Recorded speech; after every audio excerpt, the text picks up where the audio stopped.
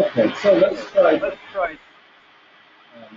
Now I got a mute on my end here, but let's try this. We should be in better shape.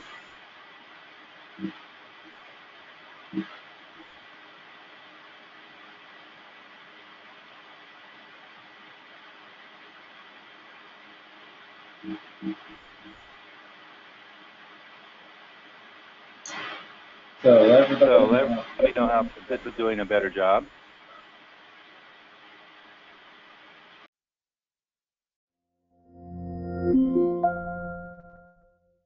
There's a chance to stare at the screen for a little bit. I'm not going to belabor the point since I've been trying to fix our audio quality here, but you get the idea. I've been doing this quite a long time and have been responsible personally, directly, oftentimes belly to belly, face to face, for creating an awful lot of new students in my schools. And if you include Jeff Smith and the rest of our team, we're probably responsible for over 250 million in revenue over a time period. So anyway, moving right along, I want to talk about some myths and reality of 2016 and beyond of what's going on, and then expand upon advertising and marketing in a variety of different ways. But let's start with this: is over the coming year, there's a variety of things that are happening. And first, if you didn't realize that you're witnessing the slow, painful death of email. And you know, I put up in our Facebook discussion group the original first ever book written on internet marketing for martial arts schools back in 2001 that I did. And back when I wrote that book, I was an enthusiastic proponent of email. Nowadays, what I would have to say about email is the good thing about email is that it's free. And the bad thing is that the average person, I think, gets 132 emails a day. Getting the providers to deliver it is an interesting trick. Getting an opportunity to have your email read is entertaining at best.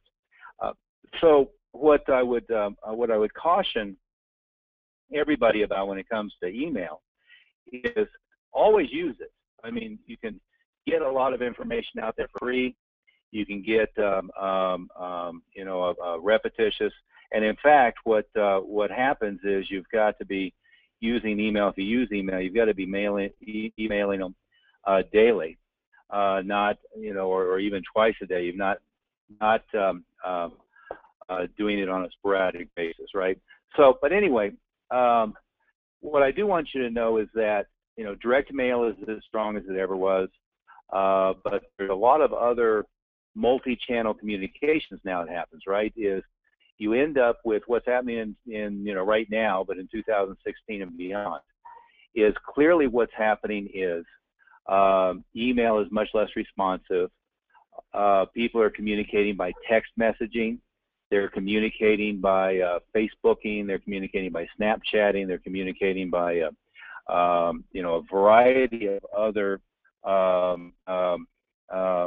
methods. And what happens though is it kills email response, and it kills your ability to get a hold of them on the telephone. So be aware. And by the way, the fact that they have shifted to this other stuff doesn't mean that there's one good, easy, simple way to get hold of them. What it means is there's now 3 times as much clutter, and it's much more difficult to get in front of them. Everybody touts social media. I've been having some really good results recently with direct advertising and social media. But the reality is you have a Facebook page and posting a bunch of stuff about your school is not very useful.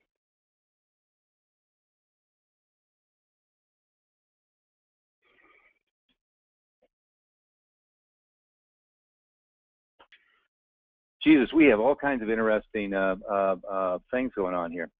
So let's make sure we're back to showing our PowerPoint here. Hopefully that will work. I'm told the video is showing the carpet and the walls behind me. That's not very entertaining or useful.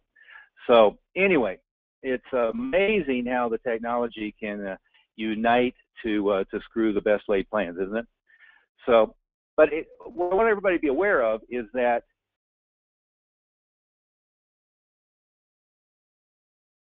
to be using a multi-pronged approach to get hold of people.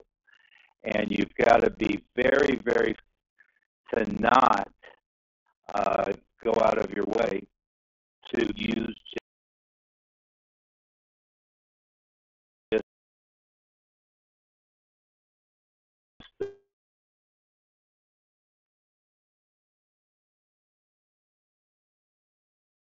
I guess, shouldn't surprise me. But what I found was, from the survey online, is that vast majority of people who were, in marketing efforts for their schools, really it comes down to two things. 15 years ago, I would ask failing school owners where they got most of their traffic, and they would have really two answers. They'd say, well, from the yellow pages and from word of mouth. And nowadays, what they say is they say online and word of mouth.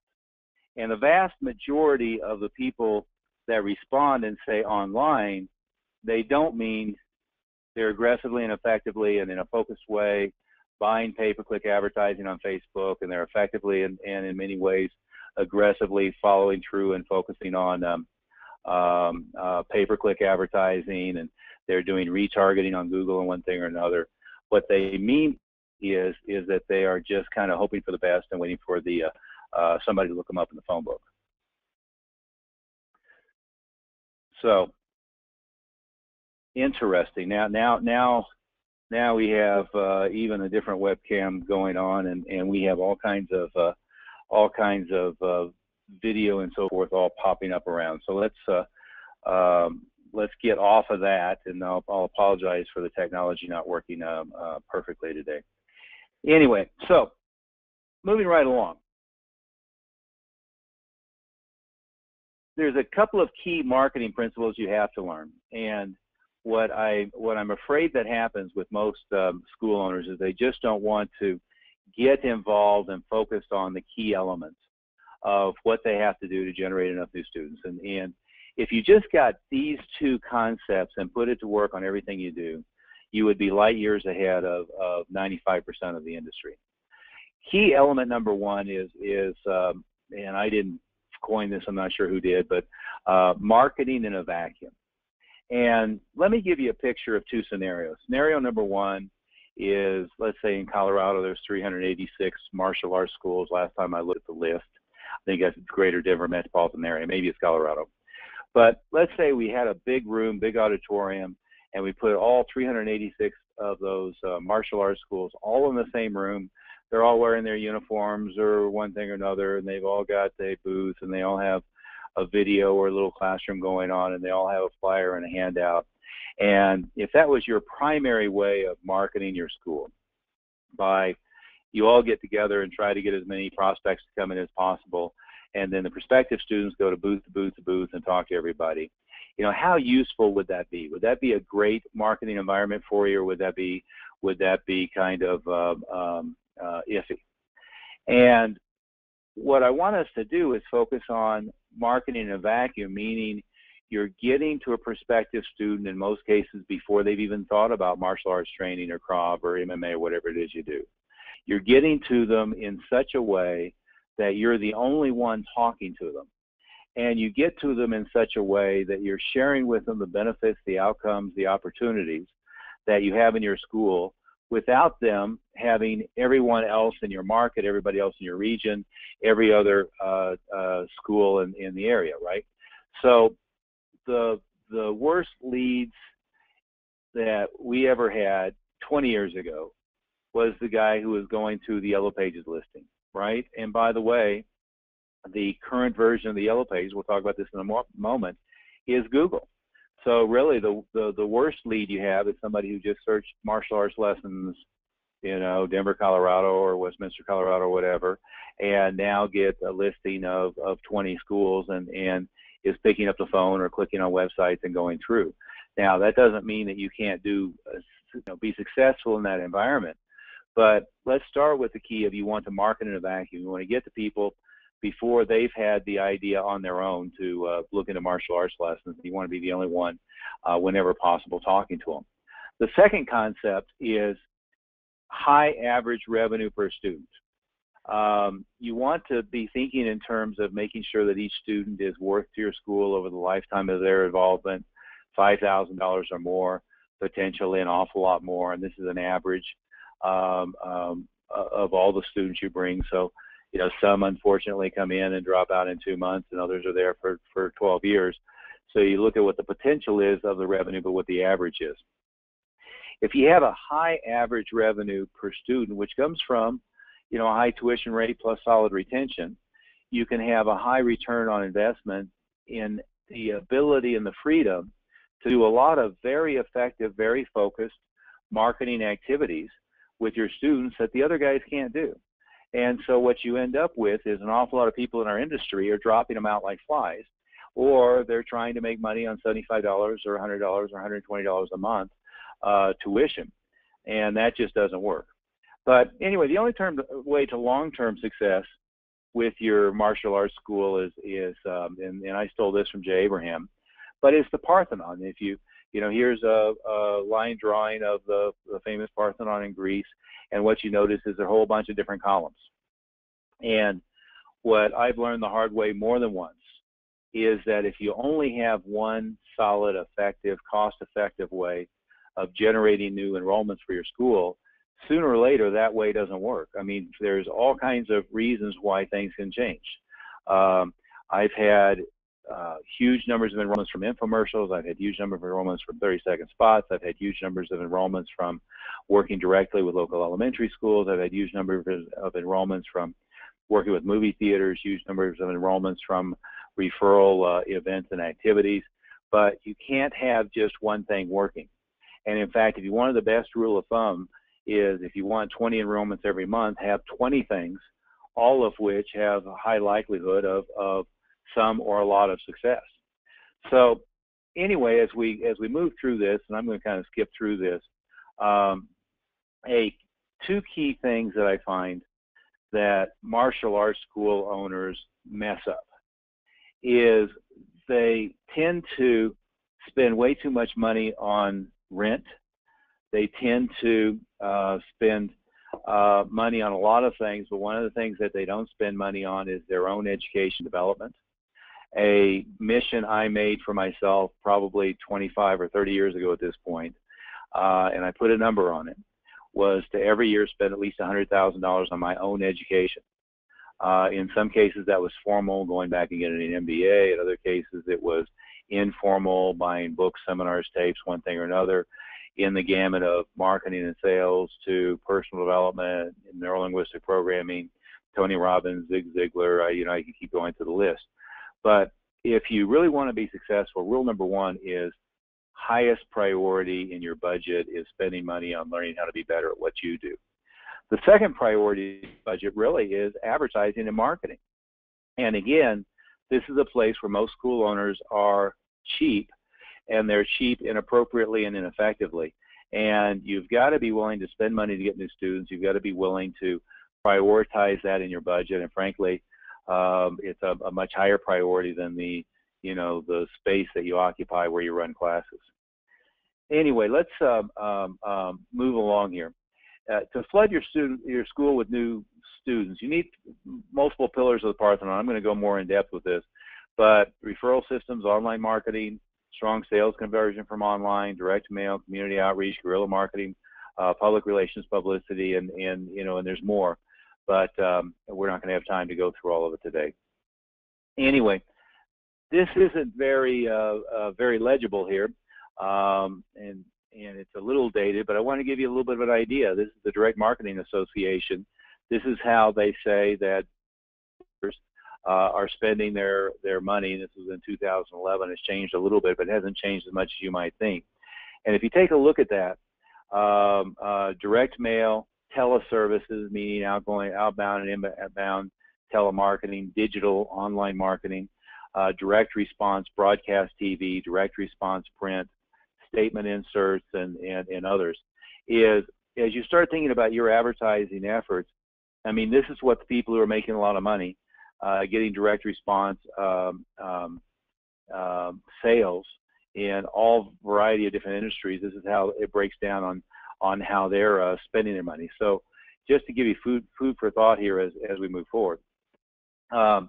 Online, and I'm gonna go into online first. And again, I'll take the title as the the head guru of online marketing among all martial artists, and certainly wrote the first book on it, and I've been at the leading edge of it ever since.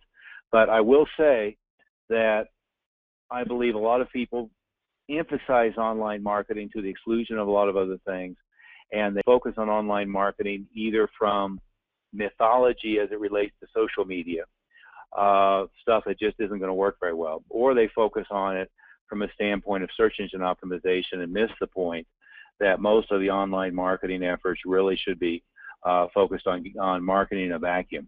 It should not be focused predominantly on Yellow Pages type, Google type response, if that makes sense. So here's what we're going to do: is we're going to move on with this. But here's what I will say is your website really does two things, right? One is it is a source for generating search engine placement, and two, it is a conversion tool, which is a similar conversion tool as an inbound info call or a walk-in. You've got to make sure you think about it both ways. If it's just a brochure up there on the website, you're missing your huge opportunity. Now, this next number, dear, on the slide here is big studies have shown. I mean, this is multi-million-dollar studies. You get a 400% improvement, getting them to go from offline to online, or from online to online. In other words, you did advertising online, they go to the website. You did advertising offsite, they go to the website. But then flipping it and getting them to initiate an inbound phone call to you, or at the very least capturing their phone number and initiating an outbound call. So you're 400% more likely to, in our case, make an appointment for an introductory class if you're talking to a human being rather than they're just focused on interacting with a web form. So again, it's a very, very important consideration. Anyway, moving on, I want to explain internet marketing in the simplest possible ways for those who have been around a while. This is really all that's happened. The Yellow Pages has become Google, and certainly there's Bing and Yahoo and one thing or another, but Google is the 800-pound gorilla. Google, however, and we'll talk about this in a minute, is three different elements of Google. Element number one of Google is it is a well, we'll talk about that in a minute, but basically think of Google as the Yellow Pages. Number two is we used to buy, and you still can, Valpak and Money Mailer, marriage mail, coupons that went out, some fairly big coupon in order to get them to come in. 800-pound gorilla in that now is Groupon. You have Lean Social. Google keeps trying to break into that space. Amazon breaks into the space, then kills it and comes back, as does Google. The reality is Groupon, Living Social, and all the local area coupon sites are struggling, downsizing. However, it is a real useful tool in a lot of ways. The next is what I used to like best after TV was magazine and newspaper advertising. Magazine and newspaper advertising is still there. The newspapers are struggling a little bit. There's still things that work with newspapers. However, Facebook, banner ads, miscellaneous other sites, Google ad networks, but let's talk about Facebook, has really become the online equivalent of being in a hyper-targeted, localized magazine or newspaper. And by the way, in the past, the reason that we mostly did newspapers, not magazines, is newspapers were automatically hyper-targeted geographically. Magazines usually were difficult to target a 3-mile radius around your school in Newsweek or People or something like that, where in the local newspaper you could do that. And the next is, you used to have the Better Business Bureau. Not a lot of people would ever interact with the Better Business Bureau. Usually they only interact with the Better Business Bureau if they were looking for somebody in their corner to help out and to argue with a business. But the reality is that Google Reviews, and there's of course Yelp and a bunch of others, but Google Reviews has become the new Better Business Bureau, and where the Better Business Bureau never was very relevant for our category, is Google reviews are really relevant for you. So you do have to pay attention to that. Yeah, moving along next is I'm going to really focus on some keys of online marketing here. And I apologize, I'll have to skip through this pretty quickly. But on this page, we have two of my my Inner Circle members. Inner Circle member number one that you see on here is Elite Mixed Martial Arts in Houston. Number two is Team Tooke Mixed Martial Arts in Houston. We probably could find also here Houston Krav Maga, who's an Inner Circle member. We could probably find also in here, if we looked hard enough, Rick Prieta. But let's just look at Elite MMA and Team Tooke.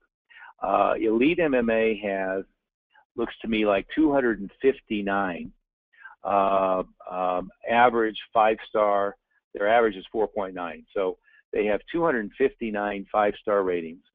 When you look at whatever Google's calling it this week, but you look at the top section here, the one that has the website button and the directions and are plotted on the map, that really is Google recognizing that they needed to be not just the normal robust SEO type of organic listings, but they really needed to replace the yellow pages.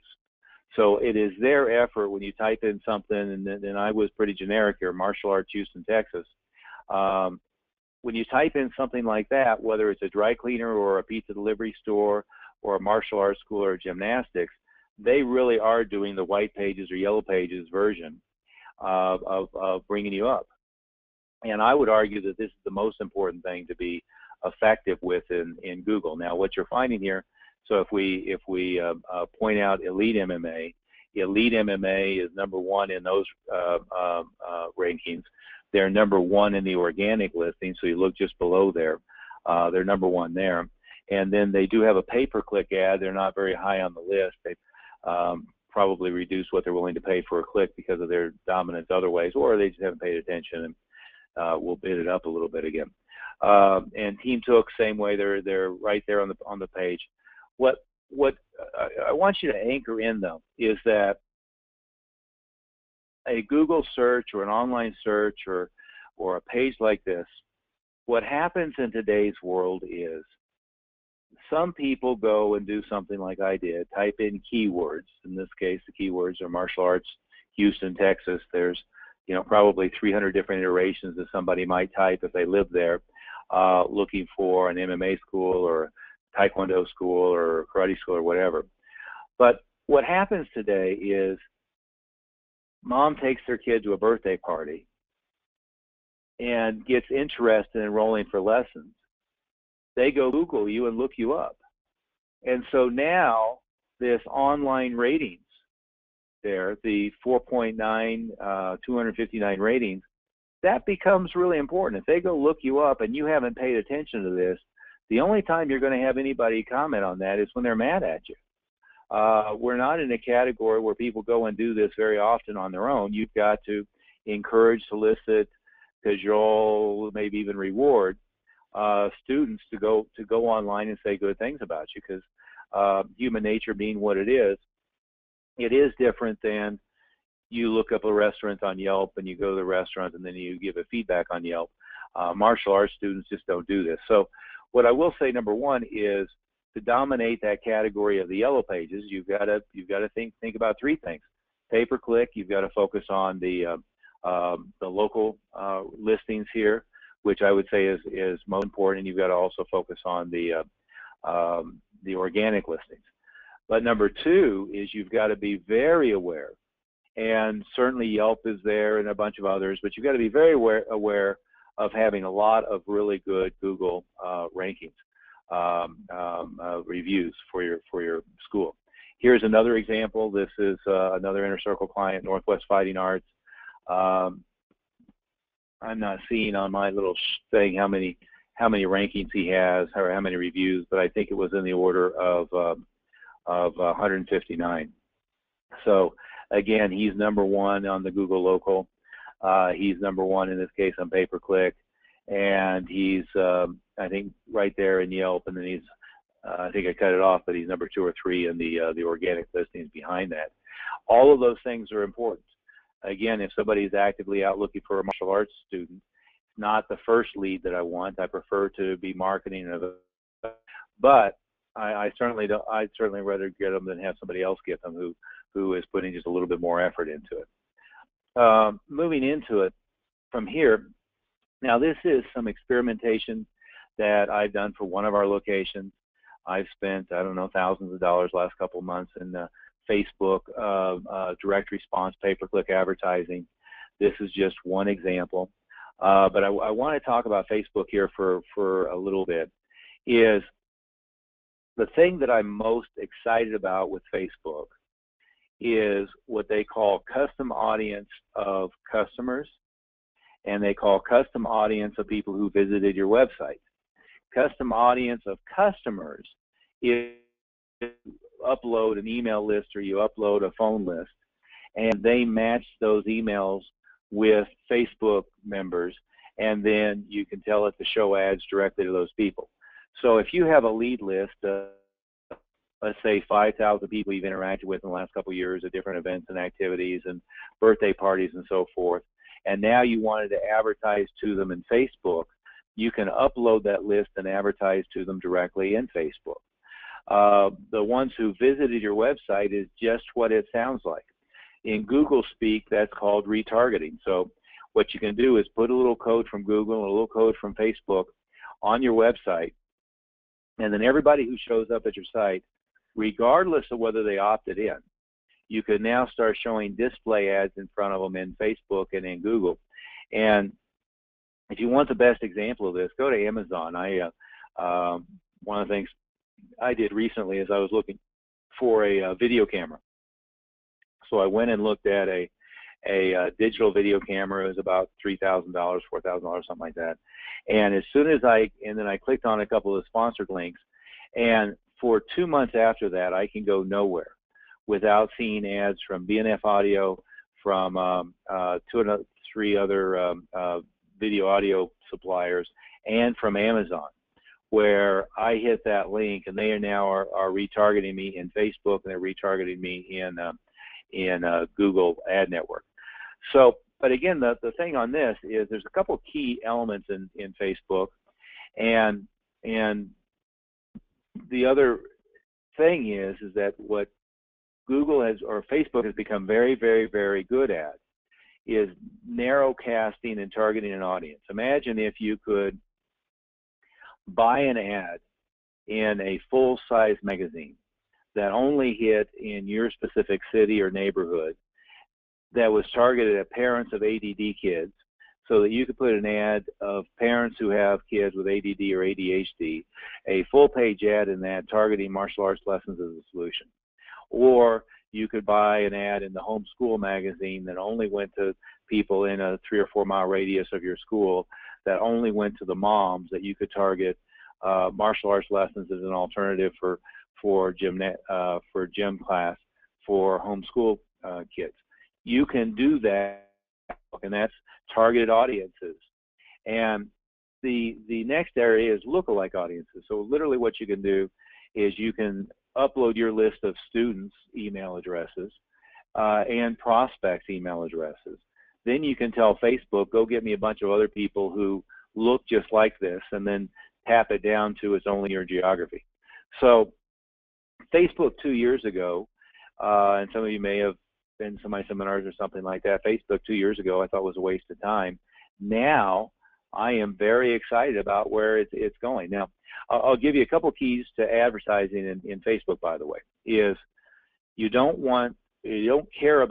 worried about likes on your page. The only thing that likes on your page are really any good for is being able to spend that money advertising to people who have liked your own page. What you're interested in is you're interested in people landing at a targeted landing page on your website, opting in, and then calling you and making an appointment. I mean, that's ultimately what you want to happen. You want to keep focus on what you're trying to accomplish. The next thing on Facebook that's extremely important is as Google is they are platforms built by engineers. Facebook is much easier to use than Google, but they are designed for A/B split testing. And if you look at this little page that I have online, what you see is you see the same ad with 1, 2, 3, 4, 5, 6 different photographs. And if you look at the results, there's a photograph of a cute little, looks like redheaded girl on the bottom. She cost me $1.11 per click. Whereas there's a picture of 3 cute little kids with looks like green belts on the top, and they cost me 39 cents per click. Now that's a big difference, right? Almost triple to get a lead to the website from the cute little girl that's a redhead to the 3 little kids standing together. And these, by the way, were all stock images in that Facebook offers. So I just went and, you know, if I had been a little less lazy, I probably would have done, you know, we've got thousands of custom images in our archive. I just used Facebook's and threw something up pretty quickly. But for an incredibly cheap price, for $139.97 through Facebook, I have gotten 266 visitors to the website. And by the way, we're typically getting, if we land them on the right page and land them at the right offer, we're typically getting 20 to 35 or 40% opt-in from that type of traffic on visitors. So if you got 266 visitors there, worst case, that's 50 website leads, maybe even 70, 75 or more. So to give you a little idea, so when you're talking about online advertising, get out of your head that online advertising is about free traffic. I mean, it's nice to have free traffic. It's nice to be search engine optimized. But what I'm showing you here in Facebook is marketing in a vacuum. This is getting to people, in the case of targeted audiences and lookalike audiences, these are getting to people who aren't out looking for martial arts. They are mom of a 7-year-old, or they're an adult 28-year-old female, or whatever the search criteria was. In this case, this was for the kids audience, who are now can be enticed to look at what we're doing as a reasonable activity or a reasonable solution to whatever problem they perceive that they have. In the case, obviously, of custom audiences of customers, meaning prospects in this case, or custom audiences that visited the website, they're people who are already interested in you. They just haven't bought yet. So either way, you're marketing in a vacuum, because you're not like you are in Google. So let's go back to Google. Here, you know, no matter how good I am, Northwest Fighting Arts still has Portland Shaolin Center and whoever that is, combat sports guy, Wash Park Martial Arts, adult martial arts, Portland Aikido or Aikikai, whatever, Kung Fu Mar. He's still got all his competitors directly in line. Here, my ad's showing up directly with no other martial arts. They're clicking on. They're probably never researching anybody else, and I'm getting to them before they even had the thought in most cases. So anyway, we're going to have to move on. We're going to run out of time. As usual, I did 3 hours with the slides. The next thing I would say is that there's, you know, at least 22 types of community outreach activities and events and so forth. This tends to be fairly high labor for very little, if any, cost. And I want to give you some examples of some of our Inner Circle members, what they've accomplished recently. Here's Thomas Wright in Tennessee. He made 22 appointments in 2 hours. This was at a fun run type of event. Here's one of my Mile High Karate School franchise operations. A crappy looking booth in a very tight facility. This was in the Butterfly Pavilion at Halloween. They made 87 appointments in 2 days, ended up with over 50 intros in the next 5 days just from that. Here's another Inner Circle member, Cody Winkler, who made 42, let's get rid of the gorilla, who made 42 appointments in 6 hours at one event. And again, I think he got about a 60% show rate on those. So what you really have to recognize is there are a lot of ways to get prospects. One of the things we've had the most success with recently is with movie theater promotions, and we're not going to have time to get much into it right now, but the #1 record grossing movie of all times is soon to be the new Star Wars movie. coming up, I think it's next weekend, is the new Pixar movie, the dinosaur movie, and the next Rocky movie, which actually looks really, really good. So we've had incredibly good success with that. We're working with the film studio right now with their marketing agency on Kung Fu Panda, which is coming up in January. So a lot of opportunity there. Let's go to Guerrilla Marketing.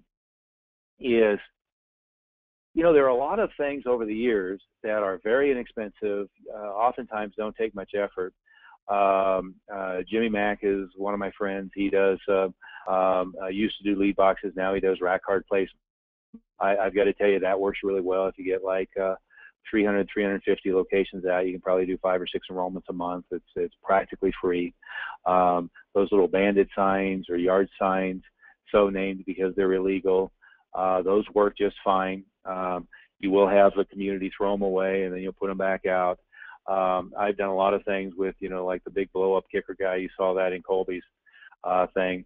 The big kicker guy, and they make one that's a lot taller than that one out in front of the school to attract attention, balloon on the roof to attract attention. There's an awful lot of stuff like that you can do that if you're small and trying to get bigger, doesn't cost much money.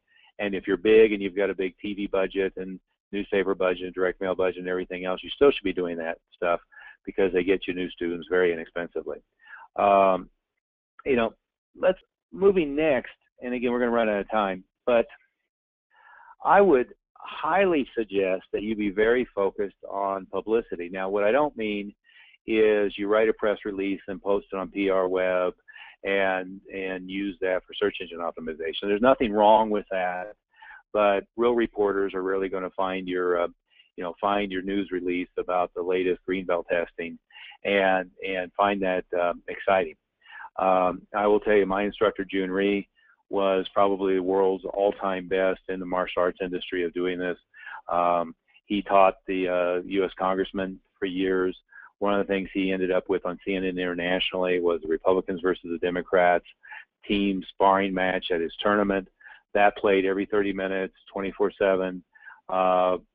Everywhere that CNN International had a feed.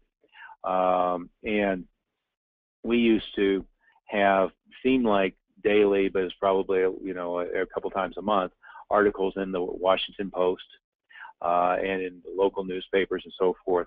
And nowadays there's a plethora of media, but don't confuse online with offline. We're talking about real media, Fox News, NBC, CBS, the major daily paper, the local radio station. But there are a huge number of ways to get coverage. TV I like the best. I've had the most success with getting a lot of TV coverage over the years from a variety of different angles. And there's really three key areas to focus on getting on TV. A friend of mine, Bernard Garrett, if you watch CNN or Fox, he's on constantly. In fact, he was on again today. But there are a lot of 3 key ways to do that. And I'll tell you, one of them is really know your students and be focused on community interest stories.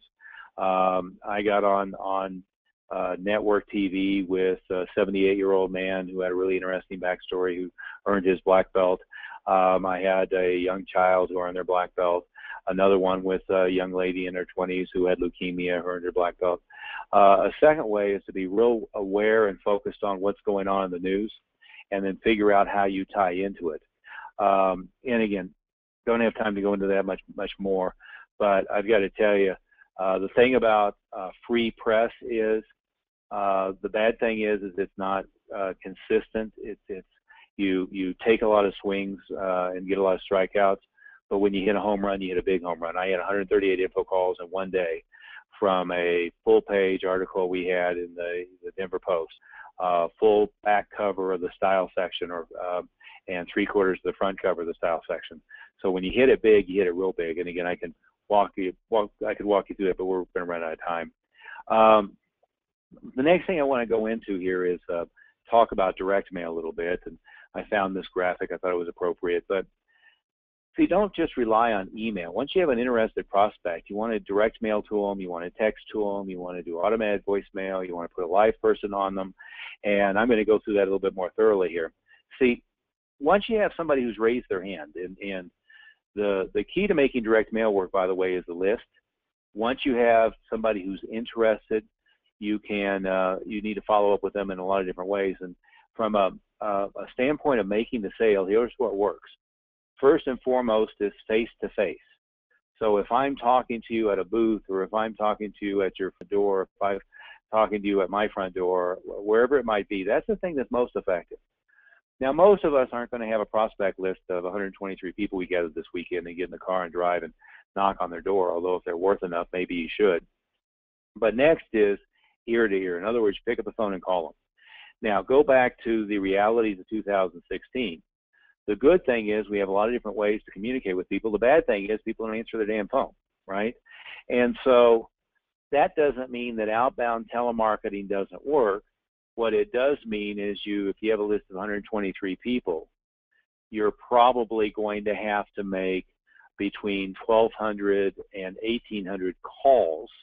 In other words, you start the list, you work your way to the bottom, you start at the top, work your way to the bottom, start at the top, work your way to the bottom to get hold of them. Now, to expedite that process, obviously you leave a voicemail. I wouldn't suggest leaving 10 or 12 or 15. You look a little bit too neurotic. What I certainly would suggest is call them at 10 a.m., call them at 3 p.m., call them at 7 p.m., call them on Monday, call them on Tuesday, because different times, different days, different day parts, you're more likely to get hold of them. But second is something that most people aren't doing is every time you make an outbound call, I don't care whether it's a confirmation call for an appointment or it's a follow-up for a prospect, is as soon as you have finished leaving a voicemail, immediately send them a text. You'd be amazed at how many people don't answer their phone but immediately respond to a text message. Next is direct mail. Next is broadcast voicemail. And you know, robocalls are more or less illegal, but what you can do is you can automate it in such a way that if you have a permission-based list, in other words, they told you they wanted information recently, you can leave a message on their voicemail rather than having with a live answer, and I can go into this if I have more time. But the other element is that if you're going to go through a list of 123 people and you're going to end up leaving 105 voicemails anyway or more, you might as well start it with an automated call that goes to all of them, and then an automated text to all of them, and a direct mail piece and an email by as far as we're at it there, rather than putting a live person on them the first time around. If nothing else, they're more likely to answer the phone next time around, and they're much more likely to be responsive when you get hold of them. But in order of what works, face-to-face, talking to them on the phone, text messaging, direct mail, and you might argue that direct mail done right, you know, with grabbers, FedEx, sequential works better than texting. Broadcast voicemail, notice where I put email. It works, it's free, doesn't work very well. You have to beat them to death with it. What I should have put on this list is retargeting, and retargeting in Facebook and retargeting on Google.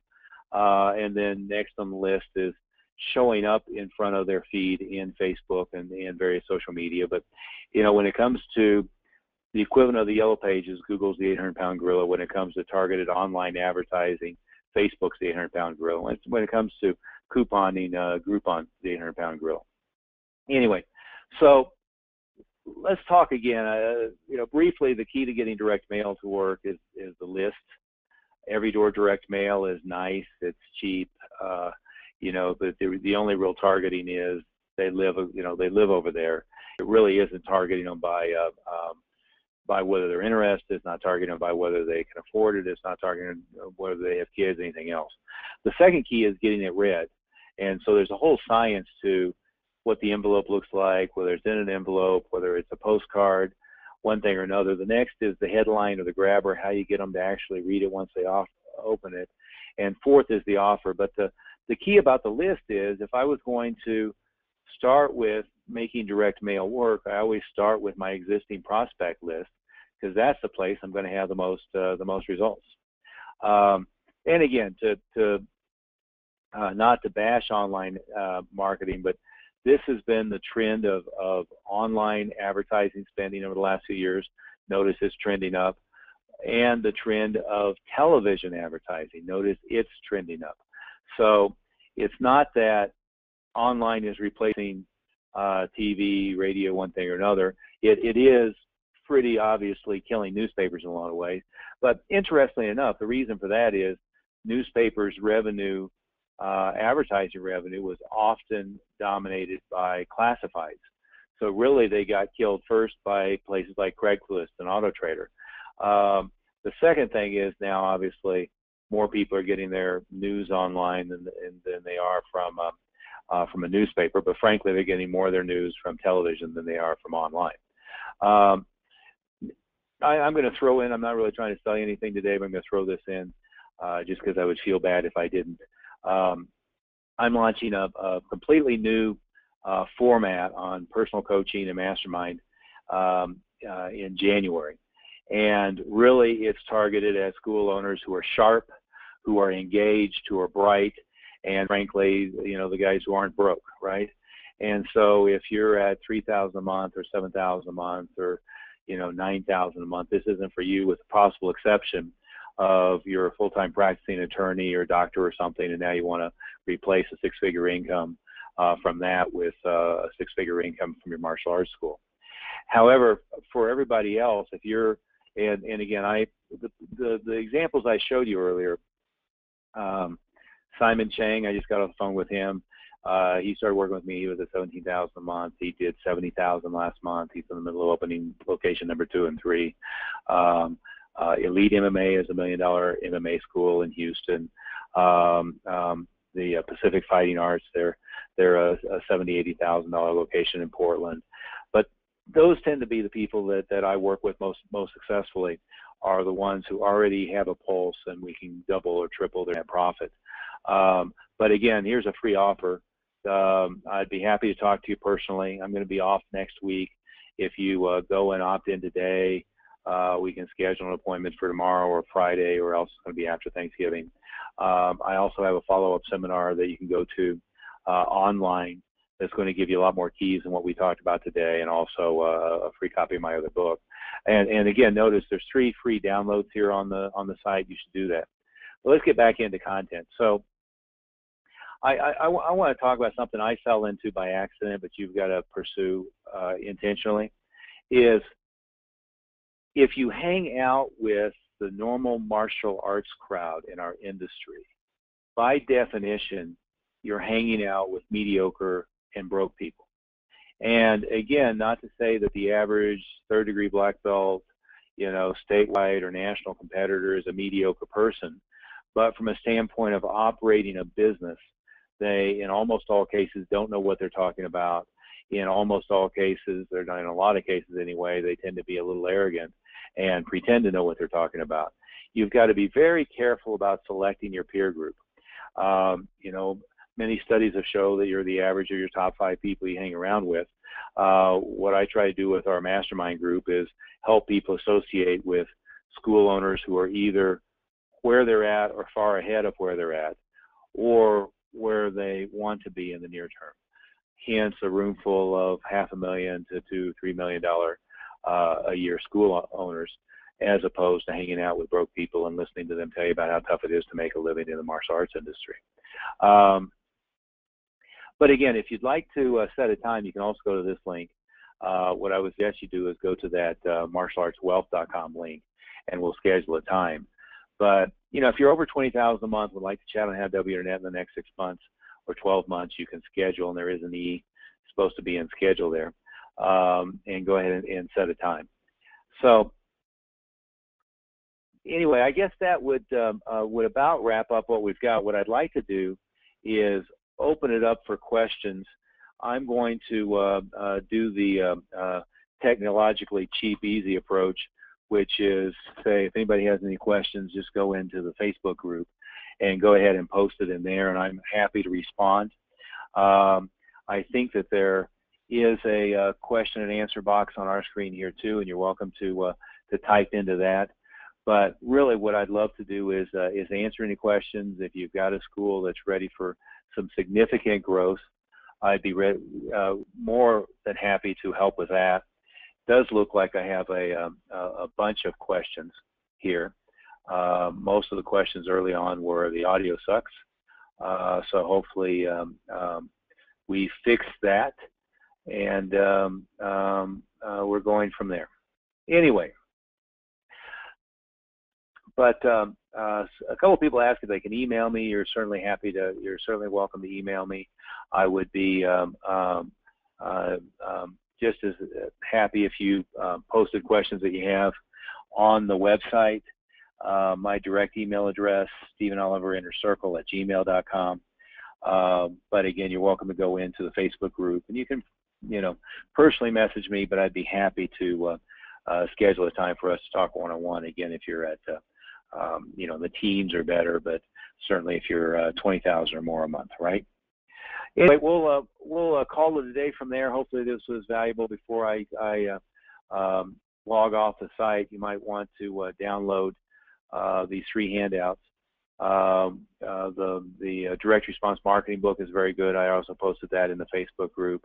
And anyway, thank you very much for joining us today. We've still got vast majority of everybody who didn't give up on the audio problems are still here. So thank you for enduring that. And if you want to be happy to try to figure out the technology and do something again sometime soon, certainly not before Thanksgiving. Thanks, guys.